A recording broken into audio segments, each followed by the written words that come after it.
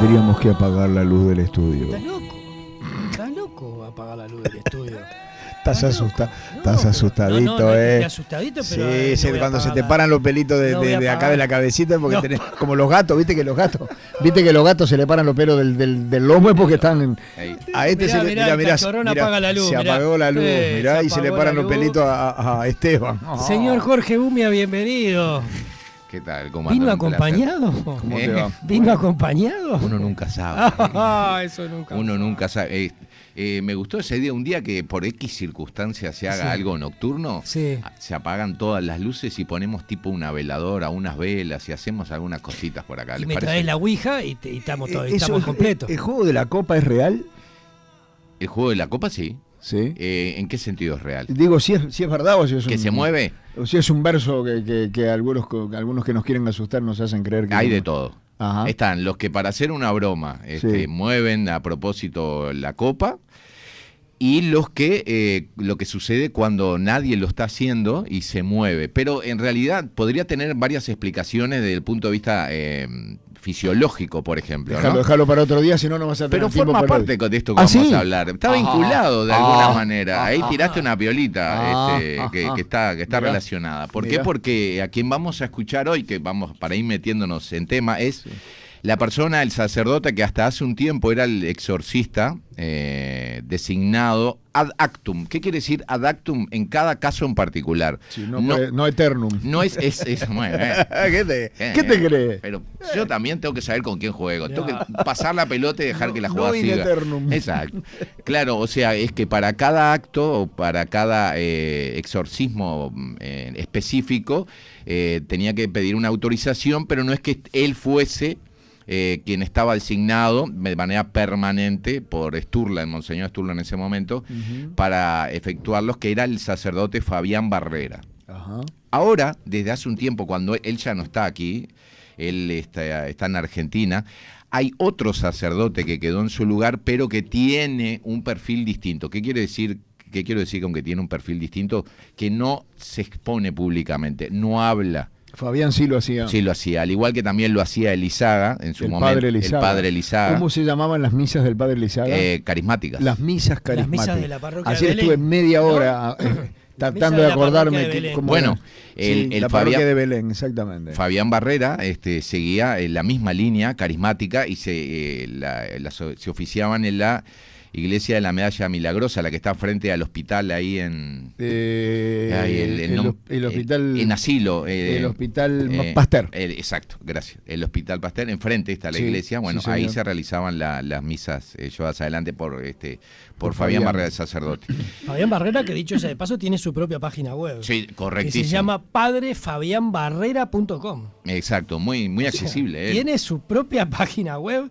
La abrís y lo primero que aparece es una serie de lecturas de distintas partes de la Biblia, ¿no? O sea que, y después habla sobre el cielo y la tierra pasarán, dice, pero mis palabras jamás pasarán. Esto es la lectura del día de hoy, Mateo 24:35. Y así tiene un montón de cosas. El padre, es raro que haya... Utiliza las redes, está muy bien, sí, así lo vemos también en Facebook. Y es más, en su Facebook él transmite las misas a través directamente del Facebook Live.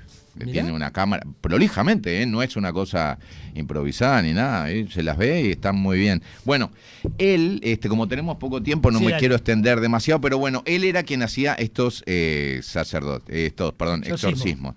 Exorcismos que, como digo, estaban, por cada acto había que pedir una autorización. Jorge, ¿está mal si te pido que en 2 palabras definas exorcismo? Porque quizás mucha gente sabe lo que es, pero tiene una especie de definición vaga, ¿no? El exorcismo es un ritual, es un ministerio de la iglesia que se realiza a través de unas oraciones sobre una persona a la cual se la considera poseída. ¿Qué quiere decir poseída? Que su cuerpo, no su alma, porque según la Iglesia Católica el alma es de Dios, es intocable, pero su cuerpo está bajo la influencia del mal. No es el único que se realiza, porque por ejemplo el bautismo, cuando se hace un bautismo, es un exorcismo, porque se renuncia a Satán. Entonces, pero es una ceremonia, un ritual que tiene un procedimiento de lectura de oraciones realizado por un sacerdote que considera que definitivamente que esa persona estaba bajo la influencia del mal, no necesariamente Satán, sino algún tipo de demonio o algún tipo de alma oscura, que ya de repente él lo va a definir también o lo va a contar mejor. Para llegar a realizarse un exorcismo, no es que vos vas y decís, estoy poseído, claro, esto realmente es terrible, no es así nomás. Claro. Hay toda una serie de pasos, ¿por qué? Porque muchas cosas, como vamos a escuchar, se pueden confundir con un trastorno mental, claro, lamentablemente, claro, ¿no? Claro. Pero que lo diga él mejor. Primero el sacerdote tiene que atender a la persona, no le va a hacer un exorcismo desde el comienzo, ¿no? Le da una bendición, lo escucha, verá si lo que está diciendo la persona es coherente, si no es coherente, quizás una simple oración y es suficiente. Pero si el sacerdote intuye que puede haber una cuestión espiritual, porque durante la oración se manifiestan esas entidades y todo eso, bueno, los casos es avisar al obispo, pedirle la autorización al obispo. Hay un equipo, por lo menos hasta el año pasado yo lo hacía así, de psicólogos, neuropsiquiatra, y bueno, y empezar a hacer el discernimiento para para descartar cualquier tipo de patología, vamos a decir, de salud mental. Hay 4 indicativos, digamos, que se toman en cuenta cuando se está viendo todo este proceso, además, ¿no? Que son el rechazo a las imágenes sagradas, por ejemplo, conocimiento de cosas de la persona que interviene o que están en el sitio sin tener por qué. Por ejemplo, yo te veo a vos, Fernando, y te digo, en la mención, cuando esa persona habla, dice, porque lo que tenés en la billetera, esa imagen de tal que está puesta, no te va a servir para nada. No hay manera. No. Que supiese, ¿no? ¿Verdad? Otro es el hablar lenguas extrañas, ¿no? Decir cosas, pero no bla bla bla bla bla, no. Cosas coherentes, o incluso hablar en latín o hablar en algo, pero en otro idioma que no hay manera de que haya un conocimiento. Y el conocimiento previo. Y el otro es el sansonismo, que es el sansonismo, una fuerza, que ya lo hablamos una vez, lo mencionamos, una fuerza desmedida. Pero ¿qué sucede? Estas cosas también tienen coincidencia, o podrían llegar a tener coincidencias con un problema mental. ¿Las 3? Por ejemplo, el sansonismo. Sí, claro. El hablar una lengua desconocida, seguramente habrán recordado cuando, o habrán leído y recordarán que alguna nota salió más de una vez, una persona que se despierta de un coma o algo así, empieza a hablar chino y no tiene ni idea previa de chino. O mismo, por ejemplo, cuando en una especie de estado de trance o una alteración, un estado alterado de conciencia, la persona puede empezar a hablar algo de una manera que hasta quizás suena un idioma, ¿no? Claro. La aversión a los símbolos sagrados, existe algo que creo que se denomina agiofobia, que es la fobia a algo sagrado. Pero, por ejemplo, una de las cosas que a veces se utiliza es, pongámosle, yo acá tengo en mi mano el celular y pongamos que esto es una botellita que tiene agua. En el momento a la persona, ya no te voy a agarrar a Fernando, me voy a poner a Esteban. Esteban, yo creo que Esteban está poseído, ¿no? Sí. Lo pienso hace tiempo, un poquito. Bueno, sí.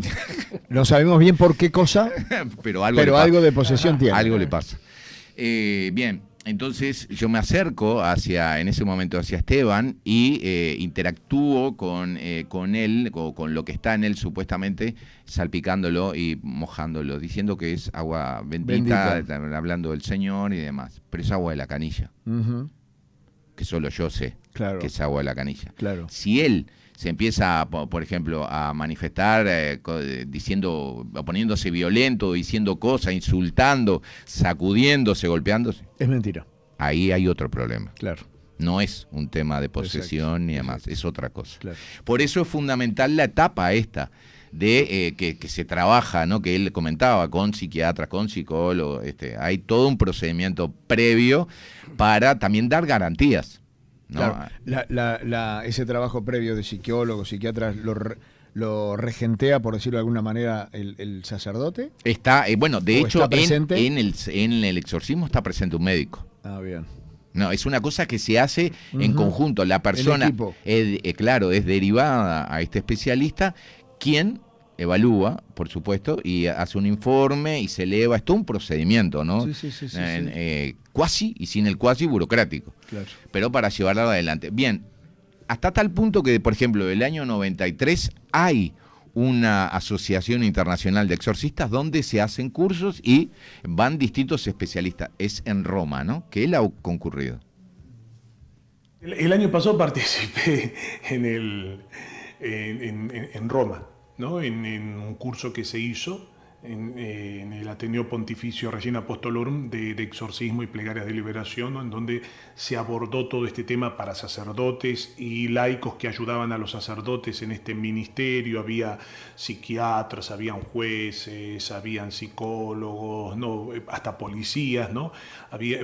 Fue multidisciplinar y fue abordado desde lo académico, ¿no? O sea, con una seriedad como siempre la Iglesia le ha dado a estos temas, ¿no? Digo, porque para estudiar estos temas la Iglesia siempre ha sido muy cauta, a veces a mi gusto demasiado cauto, que llega casi prácticamente al miedo y a la cobardía a veces, ¿no? Digo, pero siempre lo ha estudiado, porque aún en los rituales habla de que el exorcista, si tiene alguna duda, se tiene que hacer ayudar por alguien que sea perito en la salud mental, para poder discernir si hay alguna duda.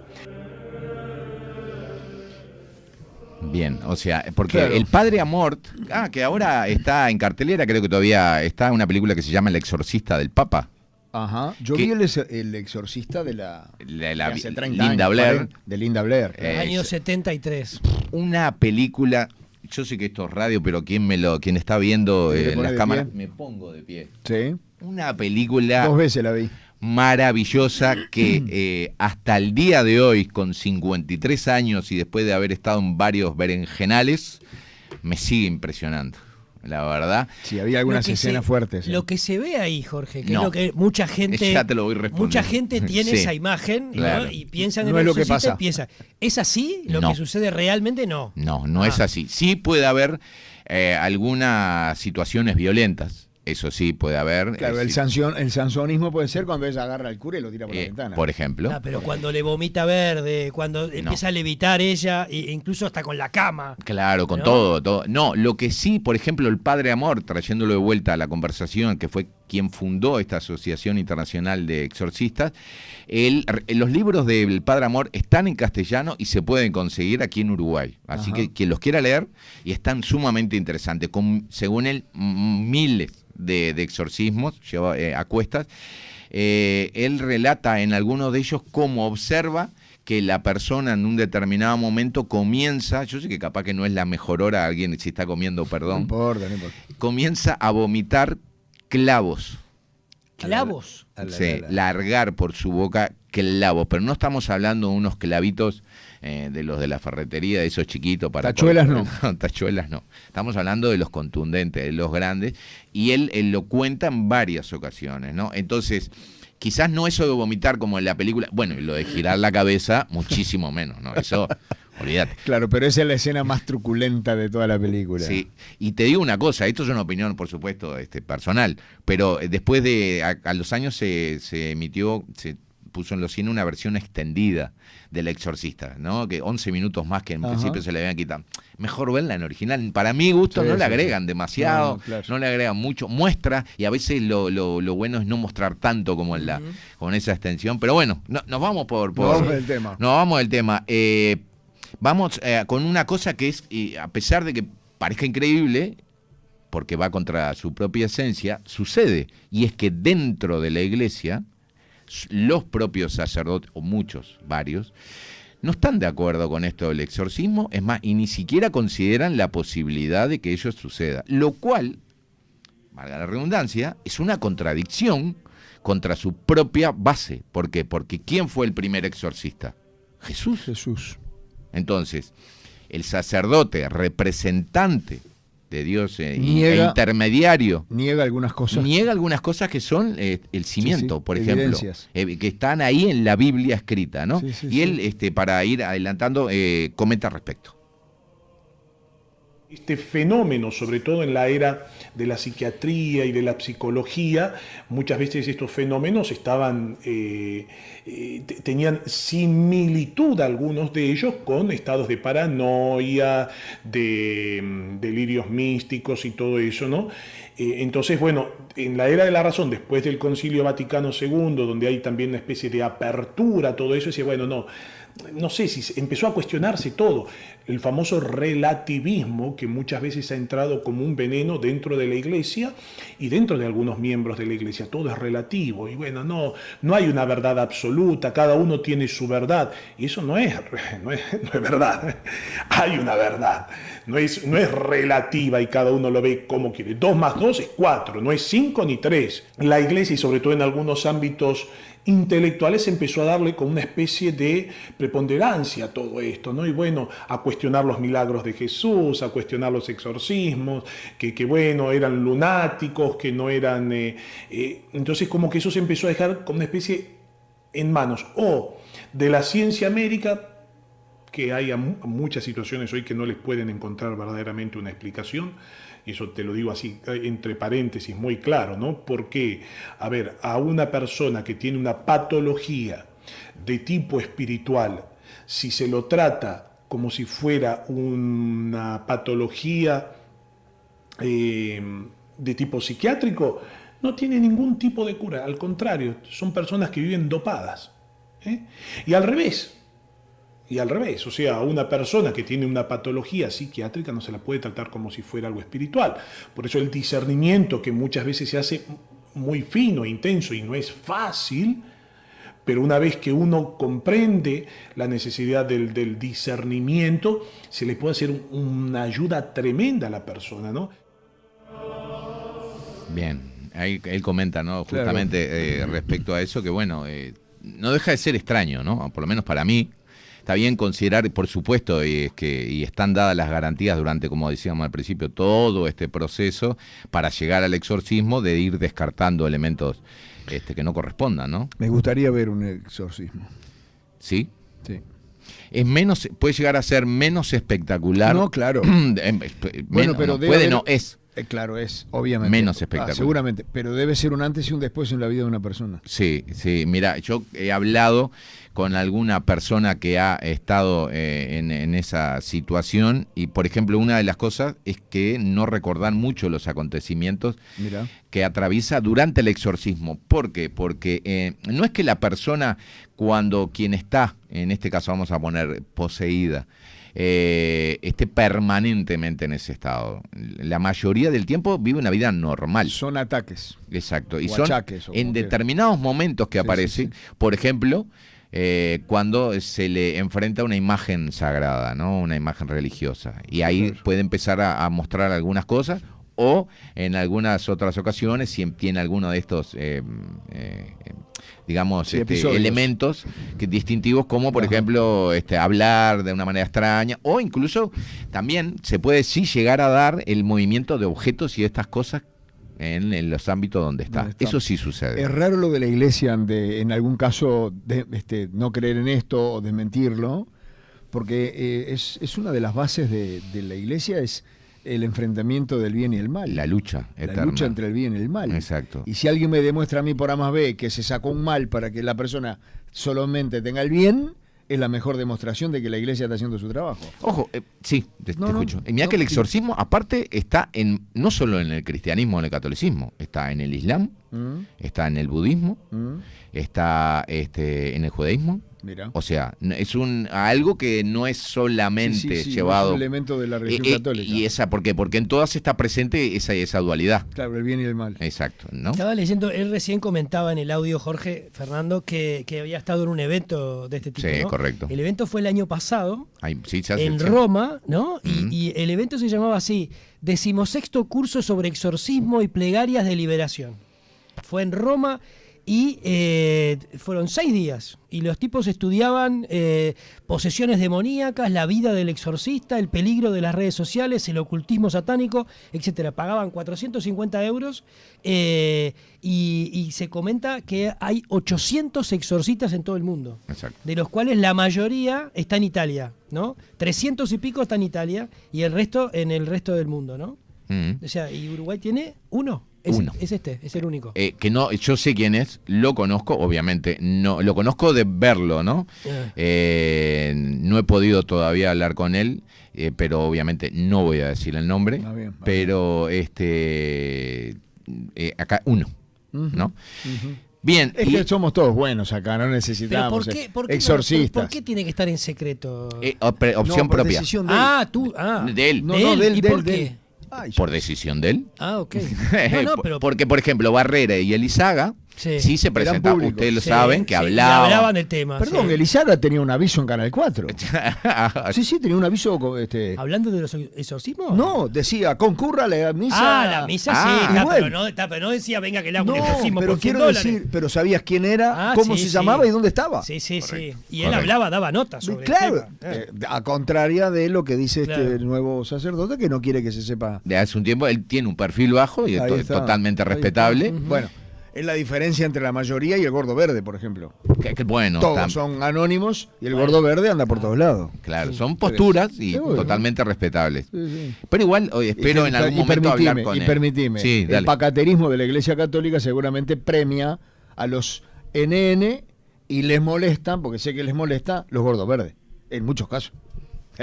Bueno, el gordo verde y aquel que, ¿cómo se llamaba? El cura que estaba en Dalmagrutá, que también andaba por todos los medios. El padre... Que jugaba al fútbol, sí, que después se fue a Brasil. Sí, señor. Ahora no me acuerdo el nombre, pero lo yo jugué al fútbol con él. Jugaba en Danubio y después en Nacional. Exacto. El fundador de Dalmagrutá. Sí, ya sé quién así en Boulevard Valle y Ordóñez tenía la parroquia. Y tenía una oficina acá en la Plaza Independencia. Popelka. El padre Popelka. Otro que tenía un perfil alto también. Altísimo. Y también 2 por 3 le tironeaba las orejas. Porque la Iglesia durante muchos años prefería mantenerse en el anonimato total. Un tate quieto. Jorge, nos quedan 7 minutos. Nada, entonces vamos a ir con ese tema que Fernando mencionó. Y acá, y ya va a quedar como disparador para la próxima columna. Porque acá sucede algo que en este audio, que honestamente yo no me he dado cuenta, no voy a mentir, pero preparando la columna lo encuentro. Vamos a escucharlo a él y después presten atención. El espiritismo, la ouija, el horóscopo, todo eso entra el juego de la copa, entra dentro del ocultismo. Y el ocultismo no es nada más y nada menos que una puerta que yo le abro al mal para que se instale en mi vida. Es como yo le digo siempre a la gente, la puerta esa está cerrada. Mientras la puerta está cerrada, el ladrón no puede entrar porque está blindada. Ahora, cuando yo empiezo a incursionar en eso, lo que hago, dejo la puerta entreabierta. Y al dejar la puerta entreabierta o a quitarle el blindaje, puede entrar cualquier entidad. La curiosidad y el desconocimiento muchas veces hace, sobre todo, que gente joven empiece a incursionar en esto. Mira vos. ¿Viste? Él ahí, ¿viste cómo estaba relacionado a lo que vos decías? Que parecía que no. Lo que no tenía idea que era eso. El juego, la puerta del mal. El mal llamado juego de la copa, y no digo necesariamente por algo espiritual, ni místico, ni nada, sino porque en muchísimas ocasiones lo que sucede es que en ese ambiente que se genera cuando se va a hacer eso, el juego de la copa, se produce en las personas un estado que de repente, capaz, vamos a poner acá, hay una corriente, se golpea la puerta de golpe, no tiene nada sobrenatural, paranormal, ni nada. Una corriente de aire. Pero ahí desata algo en la psiqui de la persona que lo altera. Y le provoca un arranque de locura, un estado momentáneo aunque sea, o lo impresiona de una manera que ni siquiera es consciente y deja una huella ahí. Y no es necesario exponerse a eso. Y ahí la recomendación es que no juguemos más esas cosas raras. Salvo que se haga en un ambiente distendido, que no se busque nada, que sea una pachanga. Una pachanga y no sé qué. Y si se hace, si quieren un día hacemos. Hay gente que lo hace. Hay gente que lo hace en serio y además se junta las manos. Porque hay todo un procedimiento. Y se invoca el espíritu. Hay todo un procedimiento. Hay todo un procedimiento para esas cosas, ¿no? Si pero bueno, un día hacemos, dijo Umi, así que vamos a tomarle la palabra. Sí, pero no acá al aire. Bueno, no sé. Pará. Y así nos quedamos sin programa. ¿Qué es lo que escuchaste en el audio que te llamó la atención? A ver. Exactamente. A ver. En este último audio hay una parte, les cuento. Estábamos en una habitación, en un lugar, él y yo solos. ¿Él quién? El sacerdote, Fabián Barrera. Fabián Barrera. Él, viene ahí, que no por las dudas que alguien no estaba, quienes escuchamos todo este tiempo es al padre Fabián Barrera, que en una conversación conmigo, solos, en una especie de biblioteca amplia donde no había más nadie. Se nota el ambiente. Separados de todo, donde él me llevó. Sí.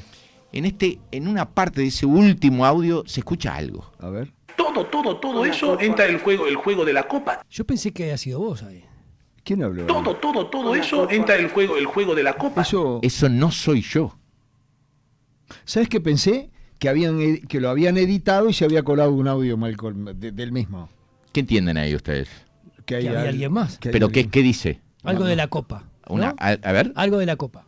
Todo eso entra el juego de la copa. Una copa. ¿Y qué sucede después? Él inmediatamente agrega el juego de la copa. El juego de la copa. Como si él lo hubiera escuchado, decís. Como o lo hubiese escuchado o de alguna manera lo percibió y lo incorporó a lo que estaba diciendo. Porque además tengo perfectamente claro cómo fueron las condiciones de grabación. Esa no es mi voz.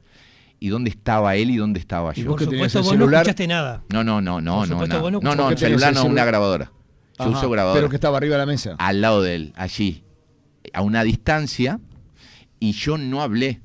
Aparte lo tengo clarísimo, ¿Se lo hiciste escuchar a él eso? Todavía no. Ajá. ¿Cuándo fue esta charla? Esto fue ya hace unos años, antes que él se fuera. Bien. Pero lo escuchamos de vuelta, ¿eh? A ver. Todo eso entra el juego de la copa. Clarito, ¿eh? Ojo, y hay otra voz. En otro momento, no, pero yo no. No está otra claro. Voz. Otra voz. Y hay otra voz en otro momento que no lo puse porque no, honestamente no está tan claro y yo no lo tengo claro, o sea que no corresponde. Pero ya no sirve como disparador, porque de eso voy a traer muchos ejemplos que me han pasado a mí hasta en mi casa, porque he hecho pruebas en mi casa, cosa que no recomiendo, pero yo lo hago, de voces que quedan grabadas cuando no deberían estar ahí. Y que vos no las escuchás, y que solamente las escucha el aparato. Solamente las escucha el aparato, como esta que pasó cuando estaba con Fabián Barrera. Hay una voz, yo estoy escuchando, ¿no escuchan una voz? Clarísimo. No, una que dice que tenemos que terminar el programa. Jorge, la seguimos. Muchísimas gracias. Te vas de viaje en breve, ¿no? Me voy el 18 de mayo, me voy a un congreso OVNI en Victoria, en Entre Ríos. Bueno, ahí hablamos de vuelta. ¿Cómo no? Fernando, que siempre dice que venís en el plato volador, ahí venís. A ver si consigo uno y me traiga. ¿Cuántos días son? Son del viernes al domingo. 19, 20, 21 de mayo. A la vuelta te queremos acá contándonos. Nos vamos. Ciertamente. Jorge, nos vamos bien a la gente de Fútbol Universal para la previa chiquitita hoy, porque el partido es a las 3 de la tarde, desde la cancha de Liverpool, allí en la zona de Belvedere, para el partido de la Sub-20 entre la selección de Uruguay y la de Honduras. ¿Será hasta mañana? Que pasen bien. Horario normal, mañana 3 de la tarde. Vuelve todo a la normalidad. Chau, gracias cuídense. por la atención, hasta mañana. Un abrazo.